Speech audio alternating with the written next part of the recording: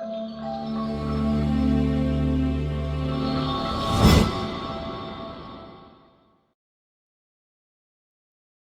Jesus tell a lie to his brothers in John chapter 7?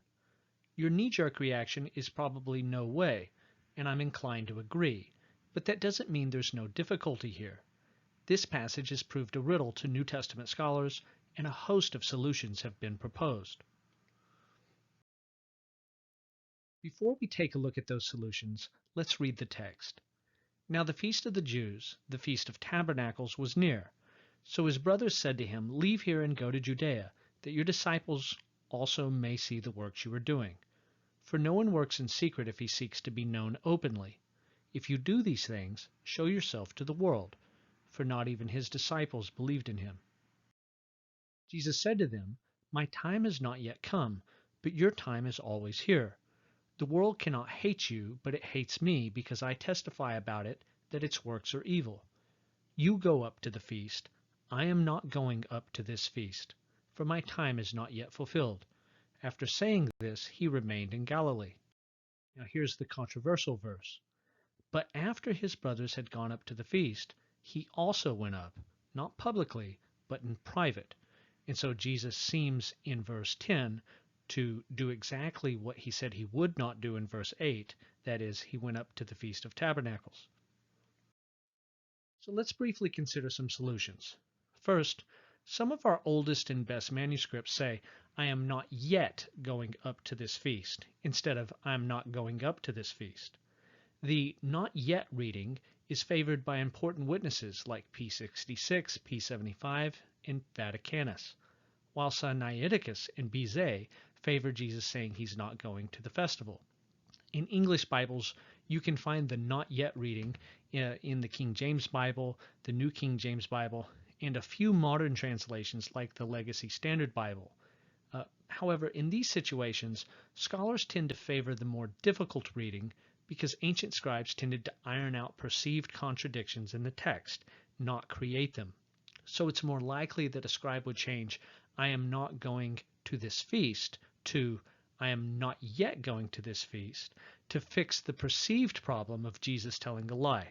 So this is a solution that most scholars will not subscribe to. In fact, most of them won't even mention it because it just doesn't seem like a viable option. We can't use the manuscripts to dig ourselves out of this problem. Another solution is to say that Jesus received the Father's telegram sometime after talking to his brothers. Whitaker says, for example, the fact that he does actually go to the feast suggests that he received instructions from the Father to go after he spoke to his brothers. Obviously, the weakness with this view is that it depends entirely on conjecture. The text doesn't actually say any of this.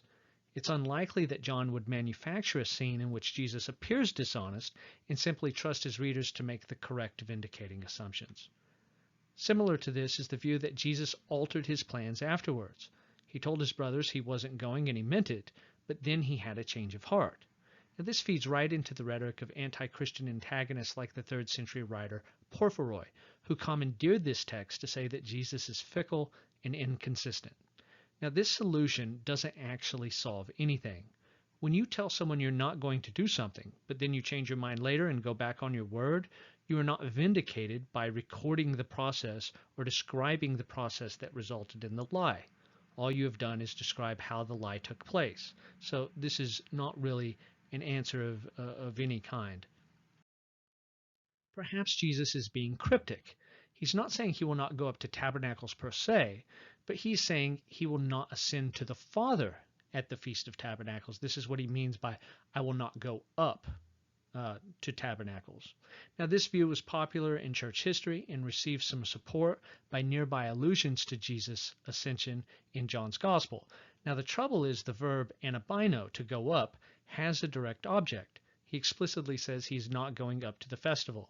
He doesn't simply say he's not going up, intransitively. He doesn't just leave it open, I'm not going up. He tells you what he's talking about. He's talking about the festival. In the other three places where anabino refers to the ascension of Jesus, the meaning is always clear. No one has ascended into heaven except he who descended from heaven, the Son of Man, in John 3:13.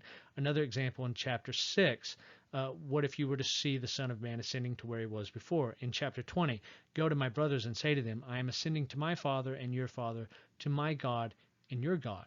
Now, John does enjoy double entendre, and he does like these, cryptic little messages, but there's no evidence that he employs the word anabino this way. Whenever he uses the word to mean the ascension, he's usually much more clear than this, and so as popular as this was in church history, it's probably not a viable solution.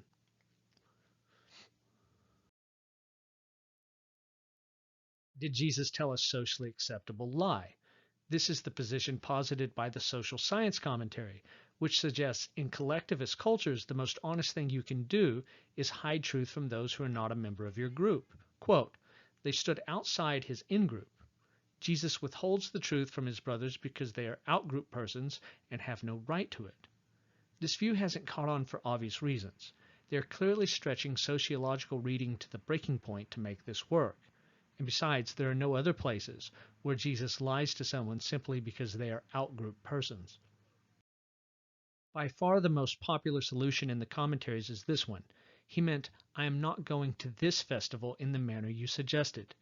They tell him to go to Judea and show off his works to his disciples, for no one works in secret, in crypto, if he seeks to be known openly, phaneroson. They're accusing Jesus of being a status-seeking celebrity. John responds by saying Jesus went up, though not publicly, but in private or secret, the same terminology his brothers used. So Jesus meant he is not going up in the manner they prescribed. He didn't mean he wasn't actually going up. Thus, even though Jesus does go, he goes late and he goes in secret, and in this way, Jesus has actually kept his word. Basically, there are two problems with this solution. Going to the feast in crypto can hardly blunt the force of, you go up to the feast, I am not going up to this feast. Jesus uses decisive language here. The qualification in verse 10 that he went in secret is not enough to condition such a decisive statement. And two, while Jesus went to the feast in crypto, he did not remain in crypto. At the middle of the feast, he takes on a highly public, even spectacle-creating role as teacher and center of controversy. If you tell your wife you're not going to play video games today, but you simply wait until about lunchtime to start playing, and by 3 o'clock you're jumping up and down, screaming at the television with a controller in your hand, spitting Cheetos everywhere, this hardly constitutes the actions of someone who's kept their word to not play video games today. And so it is in the case with Jesus. So why then does John tell us he went in secret, not publicly? It's clear that this addresses the accusation in verse 4 that Jesus is seeking attention. By delaying his public appearance, Jesus shows he goes to glorify the Father instead of himself. He's not chomping at the bit to get to Jerusalem and make a public display immediately in some desperate effort, to bring attention to himself.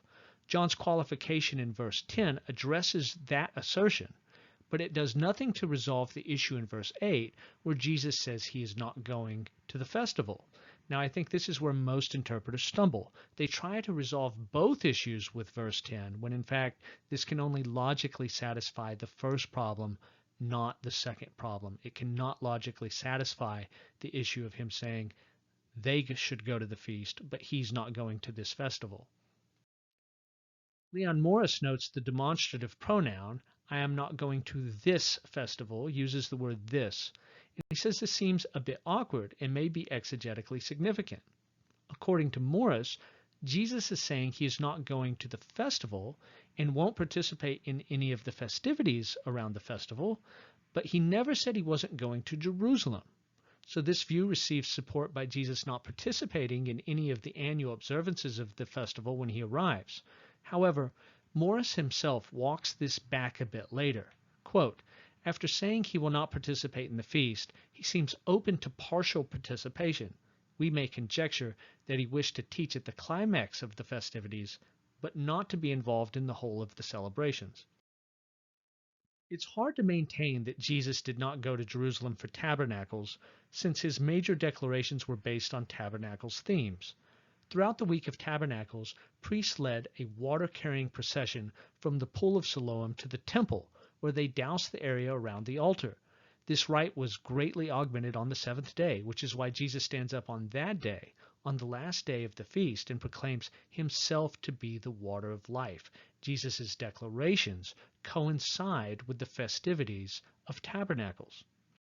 Throughout tabernacles, 4 large candelabra, which were placed in the court of the women and were accessible only by ladders, so illuminated the city that Josephus could simply refer to the festival as lights. This forms the background for Jesus declaring, "I am the light of the world. Whoever follows me will not walk in darkness, but will have the light of life." Jesus is thus not going to Jerusalem without reference to tabernacles. He's definitely celebrating tabernacles. So why does he say he's not going to this festival? In distinction to the above solutions is Klink's view that Jesus will attend a different Feast of Tabernacles, even though it's at the same time in the same place. And this is the approach that I've adopted. He also notes the awkwardness of Jesus' language when he says, "I am not going to this festival." The demonstrative pronoun and the specificity it implies might be significant. Jesus will skip what John calls the Feast of the Jews, that is, the festival that is kept without recognition of Jesus' identity and without recognition that Jesus is the fulfillment of the festival. Jesus instead will go to Jerusalem to celebrate a version of tabernacles that centers on his own identity. And this is why he misses half or more of the usual festivities, because instead he's proffering to the people a competing and surpassing version of the same festival. This all harkens back to the prologue. John has told us that the Word became flesh and tabernacled among us, using the same Greek lemma for the Feast of Tabernacles. John has already informed us that Jesus is the tabernacle, and that he is also the temple, which of course had its precursor in the tabernacle. The true festival is based on recognition of who Jesus is as the one who is the true tabernacle. But the celebrants at Jerusalem are still building their sukkahs or their tabernacles for the festivities because they do not recognize the one tabernacling in their midst. Many passages have been understood to influence the Feast of Tabernacles in John chapters 7 and 8, and I won't argue against any of them.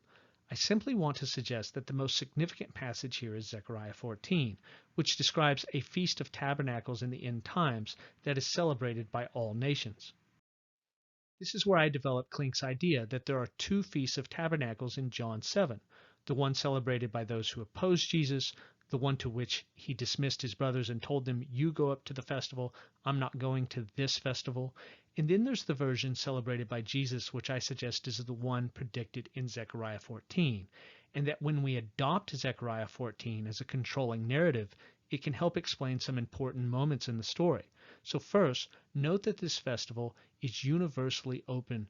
All the nations are invited. This will be important to remember when we look at further details of the story here in a moment. Also note a few of the more obvious connections to Zechariah. At Tabernacles, Jesus says he is the light of the world, echoing the prologue, which said that he is the light that shines in the darkness. Zechariah specifically mentions divine light that shines in the darkness because it shines at nighttime. Jesus also offers the people living waters. This term is borrowed from Zechariah's description of the festival, in which the living water flows out of Jerusalem into the Mediterranean and the Dead Sea, and also rain is offered to the nations who participate in the festival. It is worth noting in the other major Johannine document, the Book of Revelation, that those from the nations are gathered in heaven to celebrate the Feast of Tabernacles. And again, the Lord himself is the tabernacle. There's nobody there building sukkahs. They're not keeping the festival in the traditional sense. And they're also offered living waters. Now, scholars tend to think Revelation 7 is also depicted as a fulfillment of Zechariah 14. So the only 2 mentions of the Feast of Tabernacles in the New Testament are both in John's writing, and both of them are influenced by Zechariah 14.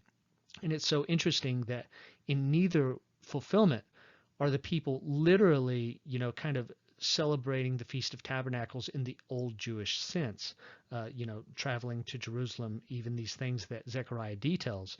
It's like now that Jesus and the Spirit have arrived, the way these festivals are fulfilled in the New Testament period has been fundamentally transformed in unexpected ways. So how does this make sense of John's story? I think it could help to resolve some seeming logical disjunctures in the discourse. Whenever Jesus makes his great declarations, interpreters usually suggest there is no logical connection between what his opponents said immediately prior and what Jesus says right after they're done speaking. Here is one author, for example, who claims we must admit that these themes do not follow one another in a strictly logical order. I think Jesus' declarations are intended as Zechariah 14 type responses to his opponents. There's a kind of contrast taking place between the festivals. For example, his opponents' ethnic snobbery is on display when they say sarcastically, does Jesus intend to go as a teacher to the diaspora, or even worse, to teach the Greeks themselves? I think Jesus is responding to this directly when he issues a more general invitation. If anyone thirsts, let him come to me and drink. In Zechariah 14, the living waters flow out of Jerusalem for the benefit of outsiders, and the passage also promises rain to the nations who worship the Lord at tabernacles. So this is not a logical disjuncture. Right when his opponents go ethnically narrow, Jesus contrasts with them by issuing a more general invitation reminiscent of the scene in Zechariah 14 that explicitly offers water to all the nations who respond to the festival, which of course would therefore include the diaspora Jews and the Greeks who were just mocked by Jesus' opponents.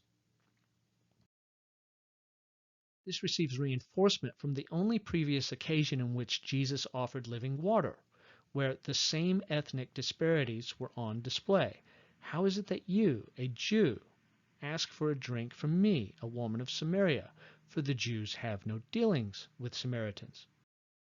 Then Jesus offers the living water, which is in parallel with chapter 7, where ethnic tensions are being mentioned by some other party, and then Jesus overrides the ethnic disparity by mentioning Zechariah's living waters. And notice that the Samaritan woman is also herself an outsider, so she is also of a piece with this reading of living waters in John 7 for all the nations. Immediately prior to his second declaration, Jesus' opponents go even narrower. They now voice suspicion toward their own kinsmen in Galilee, language to which Jesus again responds with a universal sounding invitation, saying, I am the light of the world. So they've become so constricted that they don't even want to include Galilee, and Jesus responds by being so universal that he mentions the entire world. Again, this echoes the universal orientation of the prologue, in which Jesus is the true light, which gives light to every person, panta anthropon, again, very general. These are not logical breaks in the dialogue. These are contrasting attitudes that mark the two different Feasts of Tabernacles, the all-inviting version of Jesus and the prophet Zechariah versus the ethnically snobbish version of Jesus' opponents. Now we want to consider the function of Jesus' brothers in the story. John tells us they did not believe in Jesus, and Jesus will go on to align his brothers with the world. This is the only verbal interaction between Jesus and his brothers, and it begs the question, why does it happen at tabernacles? If the story only requires unbelieving Galileans to kick the scene off on a note of conflict, any Galileans would do it, wouldn't have to be his brothers. But someone might say John wants to show us Jesus had to overcome family opposition. Well, that's fine, but it still doesn't explain why it had to happen at tabernacles. Why does Jesus have to have a conflict with his brothers at this festival as opposed to the other festivals in the book? I think the answer is rooted in the familial language of Zechariah's description of the festival. Zechariah doesn't simply use the language of nations in his invitation. He uses familial language, saying any of the families of the earth, and also the family of Egypt. Similarly, John has indicated that the mixed guest list of the diaspora, the Greeks, and the Samaritan woman represent the families of the earth who will be invited to taste the living waters of the festival. So the unbelieving brothers of Jesus likely represent the false family of Jesus and serve as a foil for the true international family of Jesus who celebrate the true Feast of Tabernacles. The brothers foreshadow the Judaioi, the Jews, or the Jewish leadership, who go up to Jerusalem to celebrate the unbelievers' version of tabernacles. That's why he tells them, you go up to the festival, I'm not going up to this festival. Jesus has another festival in mind, the Zechariah 14 festival. John chapters 6 and 7 are the only chapters to use the rare verb gogizo, which is the Greek Old Testament's word for grumbling when they came out of Egypt. Now, it makes sense that this word is used in chapter 6 because that's a Passover scene which celebrates deliverance from Egypt. But why is it also used in chapter 7 at Tabernacles? I think Zechariah 14 might provide a clue in that the chapter singles out and threatens the nation of Egypt, and this is in the immediate context of threatening plagues. Also, even though the context is Tabernacles, Zechariah includes Passover Exodus themes. Just as God split the Red Sea to make a way of escape for Israel, so God will split the Mount of Olives in half to create a path of escape through the valley.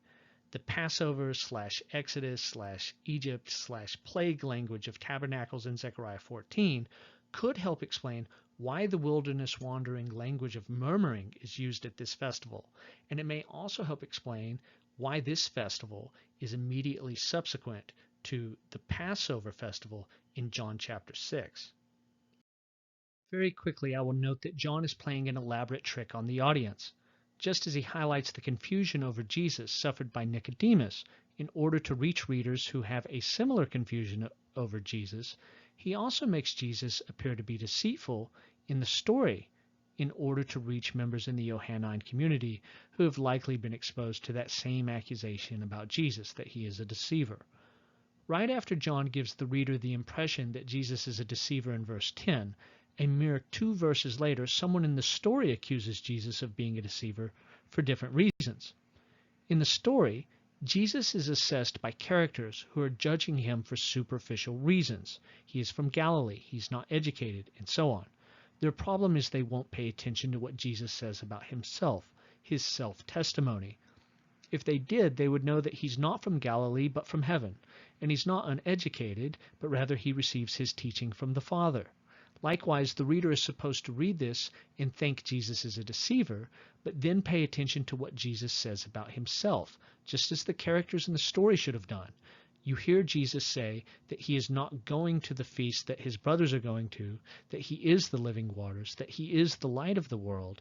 And John expects that we should listen to what Jesus says and see that he is the fulfillment of Tabernacles and is offering a different version of the festival from that being offered and celebrated by his opponents, and therefore was not lying when he told his brothers he was not going to the same festival that they would be attending. Therefore, in conclusion, John presents us with 2 different Feasts of Tabernacles in the same place at the same time, but one is Zechariah's feast and the other one is not, and one has Zechariah's universal guest list and the other one does not.